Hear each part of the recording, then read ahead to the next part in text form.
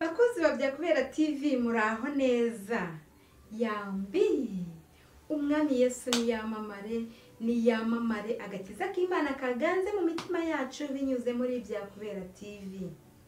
Nshuti zanjye rero uyu munsi mbafitiye agashya, mbahishiye ibintu byiza by'ingirakamaro.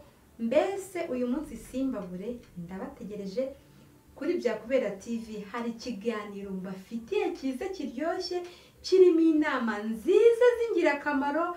Mbafitiye umutumirwa, uwo mutumirwa ndamubatuye, ndabizi neza ko mwese muri bumukunde, mwese muragira inyota yo kumva ibiganiro bye, kuko ari bubungure ibintu byiza kandi byinshi, cyane cyane rubyiruko, cyane cyane bagabo, bagore, babyeyi, umva ingeri zose muri bwibonemo rwose.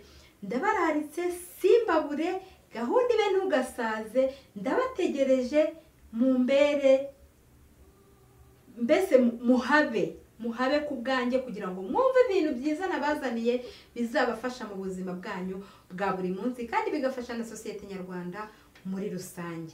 Ndabakunda cyane rero, nk'uko mubizi mbashiye byinshi kandi byinshi biteye amatsiko, byinshi bizabafasha, byinshi by'umumaro nibyo mbahishiye, kandi muzabikunda ndabizi. Ndabakunda cyane rero, nakagaruka, bye bye.